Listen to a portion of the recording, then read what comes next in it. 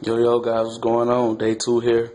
And on today's agenda, we're gonna check and see if our stator is good or not. If you remember in part 1, I explained that your stator is pretty much like your alternator. I mean, it's the exact same thing, but just it's called the stator on the bike.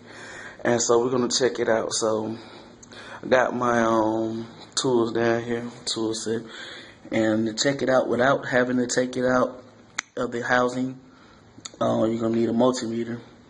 After I run these tests, I'm probably still gonna take it out just to look and see if it's burnt out on the inside. But this is a way if it faults while checking it on the multimeter, then I don't have to take it out to know it's bad. But I'm still gonna take it out if it reads good. So alright, so in order to check the stator to make sure it's operating correctly, what you need to do is find the wire that goes from your stator to your regulator rectifier. So remember, I go around the bike here, right here on the side. This right here is your regulator rectifier. So on some bikes, the cable that goes from your regulator rectifier to your stator is usually around in here somewhere.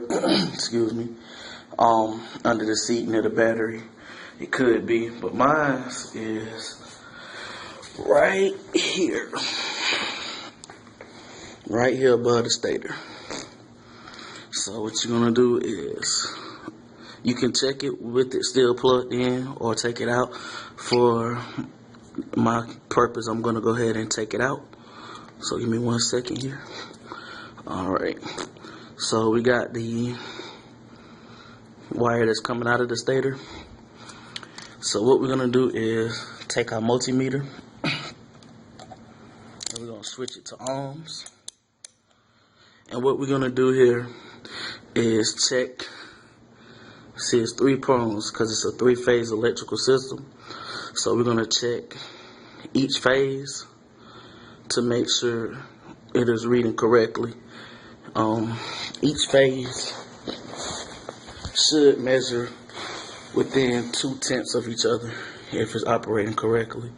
Then if it's operating correctly on all 3 phases, then we're going to make sure that the stator is not grounding out in here, and that could cause problems as well. So bear with me here. Let me see what the best way I can do this with the camera. This is where I wish I had an extra hand. Instead of going in from the top, I'm going to actually flip it over and put my needles in the back. So bear with me, just 1 second. It's going to be a little funky while I put it in there, and I'm going to pick the camera right back up.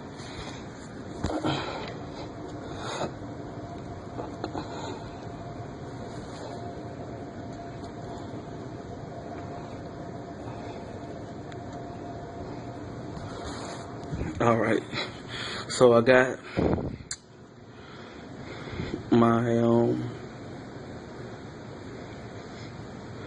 my prongs into the back of the stator here, and just waiting on it to read. See down there, it's reading. It's taking a little bit to get down to where it actually should be though. But so what we're gonna check here is we're checking from phase 1 to phase 2.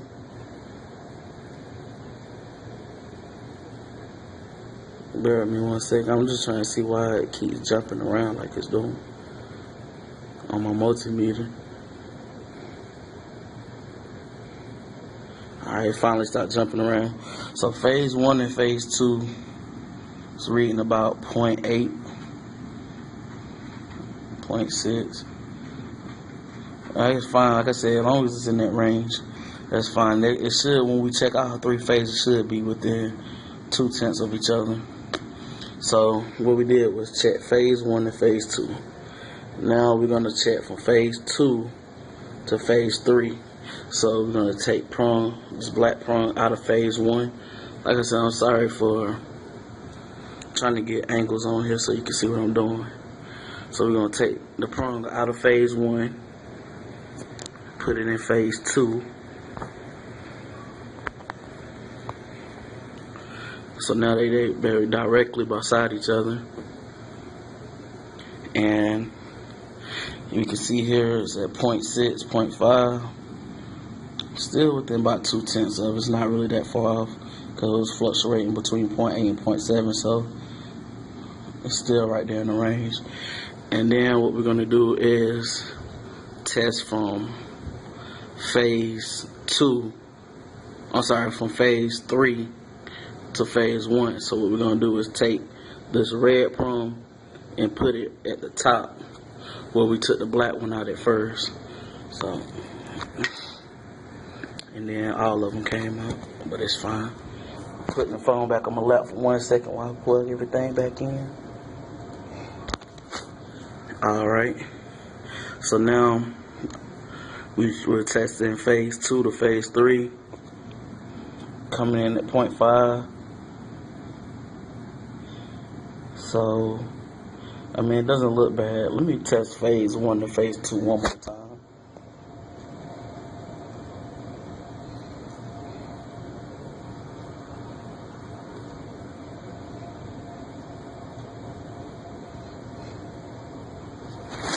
Alright, phase 1 to phase 2, this is how I originally started off. It's at 0.4. It's close, so it's not far off.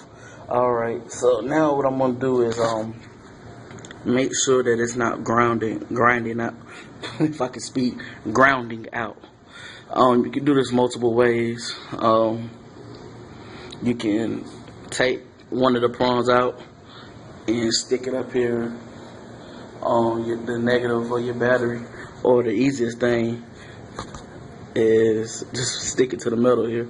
So I'm gonna go ahead and take my positive out. It don't matter which one. Just take one of them out, and I'm just gonna stick it to the stator case right here. And it shouldn't read anything at all. If it reads something, then that means my stator is grounding out inside of here.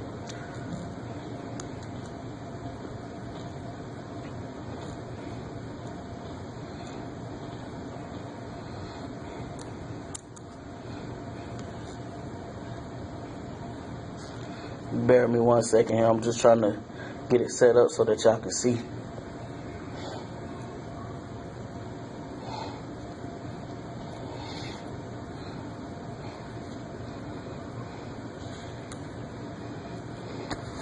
Alright, thank you for holding there. So I got it in one of the phases right here, and then I'm tapping right here, and as you can see, it's not reading anything, so it's not grinding out. And just to make sure, I mean, like I said, it's not gonna make a difference, but I even, run it up here to the ground on the battery.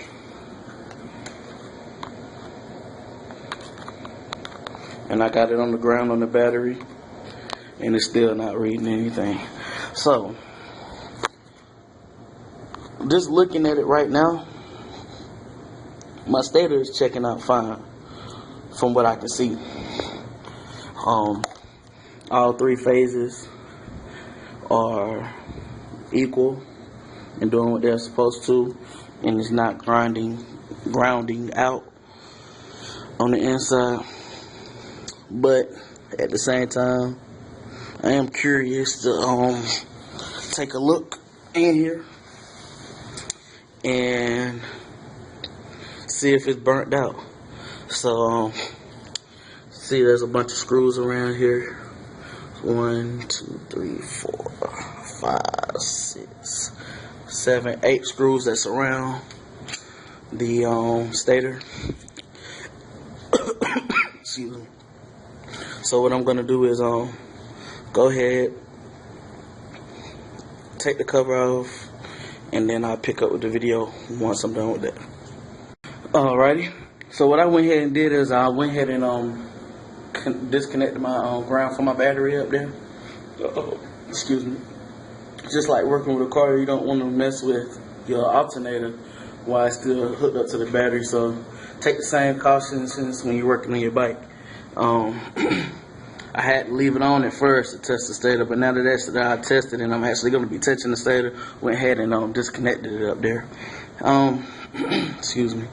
Now I also went ahead and put me something down up under the stator because oil comes down into this housing to cool the stator down to keep it from getting hot. So if I open it up, I just want to make sure no oil comes out. So and get on my carpet. So now that I got all the bolts removed, let's go ahead and take the housing off. And all this oil. I'm glad I thought ahead. Man, I'm so glad I thought ahead. As a matter of fact, I'm gonna put something bigger down, cause that's a lot of oil coming out. I'll be right back. Alrighty guys, I'm back. Man, I'm glad I didn't think it was gonna pour out like that, but glad I thought I had to put the bag down, put something bigger under it so to catch it if the bag don't catch it all. Alright, so let's go ahead and finish pulling this off.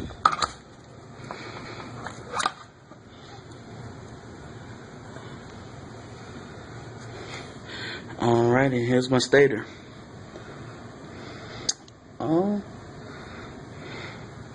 It actually doesn't look that bad. I mean, it really doesn't look that bad at all. It doesn't look burnt out. Just checking around it. You see, those are the magnets up in there. Spins around, the coil catches it, send the power up to your voltage regulator. Voltage changes it over. Boom, boom, sends the power to your battery. Wow.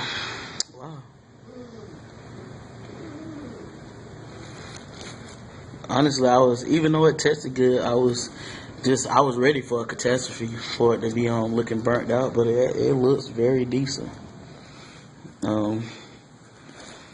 Now, more people that's more experienced with motorcycles, I mean, if you feel that looks bad, leave a comment and let me know. But I mean, honestly, it looks pretty decent. So, yeah, that's good, because I was going to order another one anyway when I changed my rectifier. But I'm not going to do that. I mean, it looks good, it tested good. I don't really see no reason of wasting money on it, because these things they're not expensive, but it's a couple $100, well, about $150 or so. Ain't no use of wasting it if I don't need one. So I think we're good on that. So what I'm gonna do is go ahead. My dog crying in the background. Excuse me. He's hungry. I gotta feed him after I finish taking this video. He's over here behind me. Yeah, man, I'm very happy that looks good and everything's looking good there. So I hope that when it's all said and done, it's gonna be my rectifier is the only problem, because I mean, I said they're notoriously bad for going bad on these CBR bikes, and I'm hoping that'll be all that's wrong. There's really no true way of testing the regulator to see if it's bad. I have a way I can use my multimeter just to see if it's sending out the correct voltage, but it doesn't actually check to see if it's bad. I mean, so you kind of have to stand still with that. But anyway, I'm gonna go ahead and put this back on. There's no use for me to keep it off. Put this back on and catch back up with y'all on the flip side. Alrighty. So I went ahead and put the cover back on now. This is the part I kind of wish I had a manual just to check some specs. I mean, I guess I could go in the room and look it up on the computer, but I don't think it's that big a deal. But I know you're like, man, you did all that work on the bike without a manual, but you need a manual to put the bolts back in. I don't know how many of my viewers ever just actually fix on cars, but torquing bolts down is very important. Too little of a torque and it'll leak. Too tight of a torque and it'll warp the part, and you don't want it to warp. If we was working up here, working on the head, I wouldn't put this head back on without checking the manual. That's for sure. I mean, I'm pretty sure we all know that, because the bolts have to go in a certain order and be torqued in a certain order. A lot of times they have to be multi-torque, torque that 1 pound and then do the bolts, and then torque them all down, and then go back in, and then do it at another pound at a different weight to torque them in. But I just torqued these. I put about 5 pounds of pressure on it. I think that's good enough, and it's not too much. I mean, even though oil do come through here to keep it cool, I don't really think this is a very, very hot part, so I don't really have to worry about torquing too badly.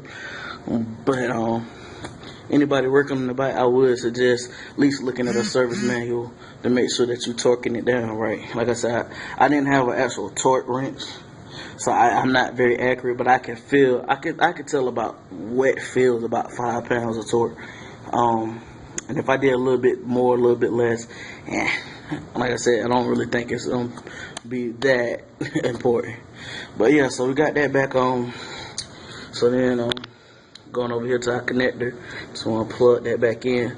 Like I said, even though my stator look good, what I might do is I'm gonna go to, well, ain't no might, what I am gonna do is I'm gonna go to Walmart and buy me some connectivity cleaner, because it is a little corroded in there. So just gonna get some of that, spray in there, and then spray up in there, just make sure it's getting a good connectivity. But besides that, that's all I'm gonna do to the stator, because the stator looks to be in good condition. It's gonna clean those terminals up a little bit. So let me plug this back in, and I'll be right back with you guys.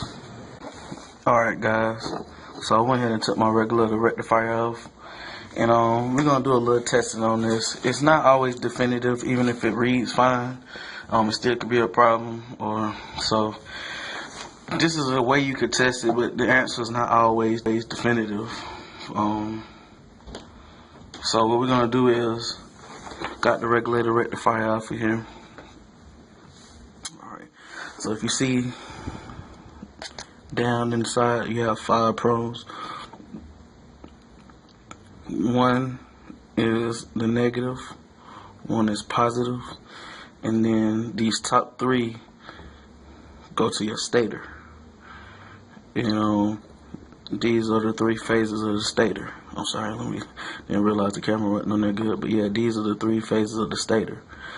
So what we're gonna do is just test and make sure each phase is consistent. So in order to test to make sure each phase is consistent with each other, you're gonna take your multimeter and you're gonna turn it to diode mode. And the diode mode is that symbol right there. Alright. Now we're gonna have to check it multiple times, different ways. I'm just trying to pick up all my cords here, I'm sorry. This is what I wish I had, an extra hand, somebody to hold the camera or something. So we're gonna first just stick. Hopefully that'll stay. I'll switch hands. Bear with me, I'm just trying to get everything set up, and then I'll show y'all what I'm doing here. I think that'll stay. So I got my positive in first. So we're just gonna take and check each phase. So I'm gonna text that. Checking the first phase.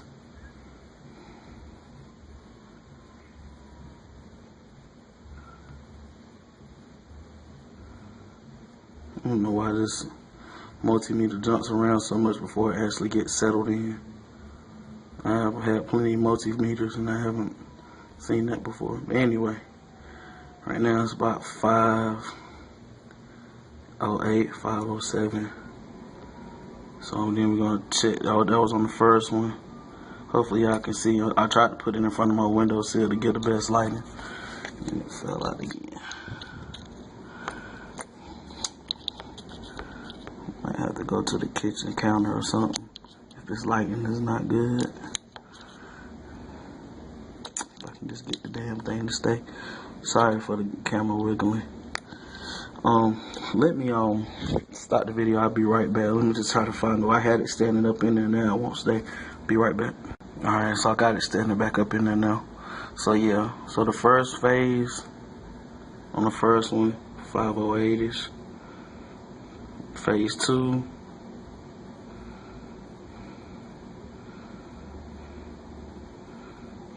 $500, phase 3, of course my thing falls,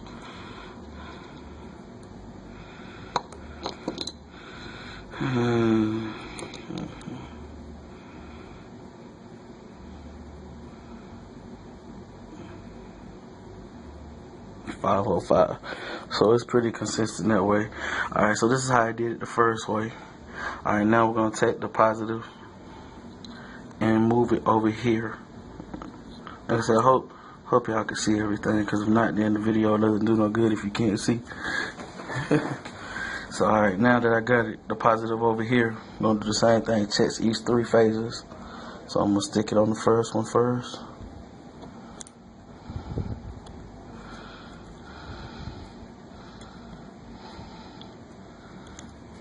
Hold on 1 second.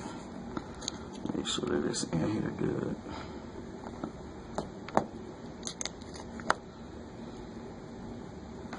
Alright. So I got it on there. Take the ground. Touch. Get nothing on the first one. Move it to the second one. Get nothing on the second one. Move it to the third one. And get nothing on this third one either. Now, don't think just because it's not saying nothing, it's meaning it's fault. That doesn't mean anything. As long as all 3 of them come back with nothing, that's fine. So don't worry about that. Alright. That is A-okay. I'm just going through it again. First phase, nothing. Second phase, nothing. Third phase, nothing. Alright, now this time we're gonna reverse it. First I put the hot wire on the upper 2 prongs. We're gonna do the same thing, but this time we're gonna put the negative on these first 2 prongs and then put the positive on the phase prongs. So now let me get back to fighting with this. To find a way to stay.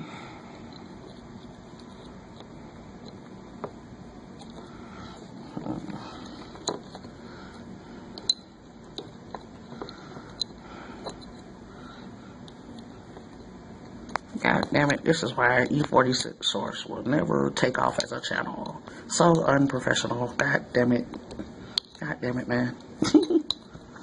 Man, I'm really struggling with getting this in here. So I'm just gonna start the video so y'all don't see the camera flicking around, and I'll be right back. Alright, so I'm back. Got that stuck up in there now. So now let's take the positive. Try all 3 phases. Phase 1, nothing. Phase 2, nothing. Phase 3, nothing.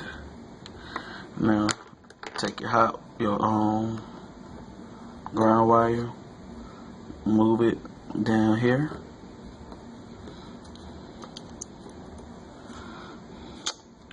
and test now. So got the ground wire at the bottom, test phase 1.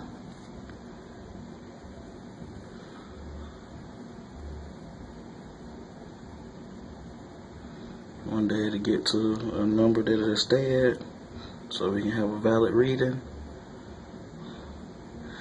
510.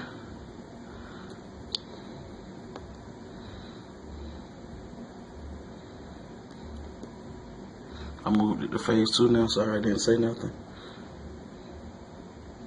5.8.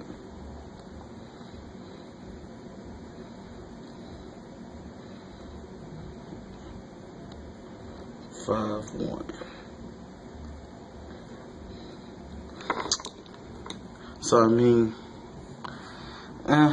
it checked out. Everything was consistent, which is, I don't know, kind of a scary thing. Hopefully it's still the regulator rectifier, because I'm running out of ideas of what could have caused that phantom issue to happen.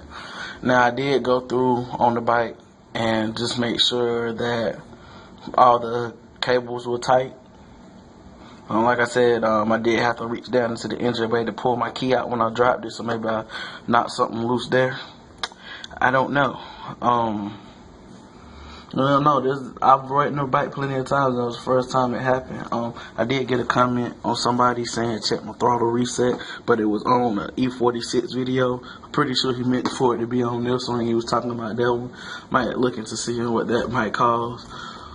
And then I've also did research that says the same problem that I had could be triggered by a dirty kill switch, like dirt getting up under the kill switch of the motorcycle. So that's a possibility as well. But I'm still gonna go ahead and order the rectifier. Well, I might, before I order it, I might call the person that I got the bike from. See when did he change the rectifier? Cause I mean, it could be stopped, but honestly, I would expect the rectifier for a 15-year-old bike to look a little dirtier and a little bit more corroded than it is. It actually looks decent. He might have already changed it. They don't go bad that frequently. So, I mean, once every 10 years is usually about the lifespan of it. So, if it's already been changed, I wouldn't need to change another one. I don't know. So, probably gonna, like I said, I'm gonna call him, but I'm probably just gonna go ahead and order another one anyway. So yeah, that's gonna conclude. So we're still looking to find the mystery problem. Hopefully, I might have fixed it and didn't need to go through all this. Like I said, I went through and retightened all the connections. Just make sure all the connections tight. That might have did it. And then another thing, hopefully this is not the issue. I could have a shorted wire somewhere, which I don't want to change the wiring harness on the bike, but what has to be done has to be done. So go ahead and stick this back on the bike. Let me get back to my bike and I'll pick up from there. Alrighty, so I'm back at the bike. Got my regulator rectifier in my hand. What I'm gonna do is I'm gonna go ahead, put it back in this spot right there, put the bolts back in it that was holding it in place.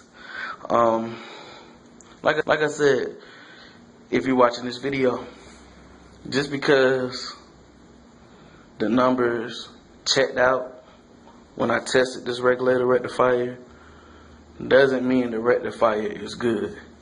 All that test does is check the diodes inside of the rectifier to make sure that it's sending power through, but it doesn't actually check the regulator to see if it's regulating properly. So I still could have a problem with this even though it checked out. So what I'm about to do is go ahead, like I said, put this back on here. And then once I get this put back in, I just put the harness back in here. Take my ground right here for my battery. Put it back on my battery. And then put all my fairings back on. So I'm probably going to ride it to work tomorrow just to see if I notice anything. Maybe, maybe not. Or I might just wait till the rectifier come in. Probably gonna be the best thing to do is wait, because if it still is the rectifier, you don't want to drive your bike if the rectifier is bad, because what it'll do is it'll end up messing up your own bike. What'll happen is, if you come around here, you see your ECU right here on the back of your bike right here. A bad rectifier will mess up your ECU. If it's sending too much power to the battery, it'll fry your ECU. If it's not sending enough power to your battery, then it'll end up messing up your battery. So either way, driving with a bad rectifier will cause harm. And I don't know if I really want to take the chance. But my only thing is, it might not even be a rectifier problem. Right now, I'm just trying to diagnose and get to the bottom of what's causing my issues. Like I said, let me go up here. This is what I was talking about earlier. Your kill switch up here. That's how you kill your engine. Like I said, I've heard before that if dirt gets in up under here, under your kill switch, that it could cause that problem too. So yeah, I don't know. Like I said, it never happened before. I don't know. It was the first time I did it. Like I said, I came out the next morning. The bike crunk up like nothing was wrong with it. Like I said, I rode it for a short little drive around the block. It rode fine for that moment. But to really test it, you're supposed to drive for at least about 30-45 minutes and then see if it happened, which is perfect because it takes that long for me to get to work. So yeah, I'm probably gonna do that. See how I just talked myself into riding my bike to work tomorrow? I do crazy stuff like that. I know I really want to ride my bike to work tomorrow, and now I'm just trying to make excuses to ride it. Hey, but it's all for the greater good of the bike. I do have to test it to see what's going on. So yeah, I'll let y'all know if I decide to ride the bike to work or not. But anyway, I'm about to go ahead, put the fairings back on. There's no use of me carrying this video on a little longer than it should be, showing you how to put the fairings back on. If you've seen part 1, just do the reverse of how to take it off. So I'm gonna go ahead and call it for the video, and I'll see y'all guys later. Peace.